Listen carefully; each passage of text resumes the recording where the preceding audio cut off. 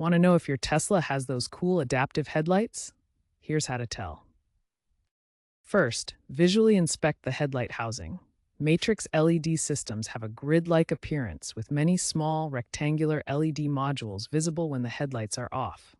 These are individually controlled. Second, check your Tesla's software. Navigate to Controls, then Software on the touchscreen.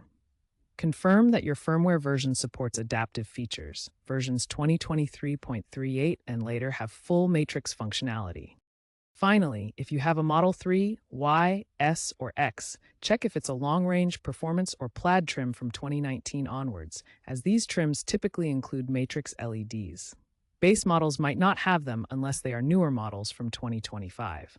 As of 2025, matrix LEDs are standard on all new Tesla vehicles except entry-level base trims. Tesla's adaptive headlights, also known as matrix LED headlights, are an advanced system that enhances visibility without blinding other drivers.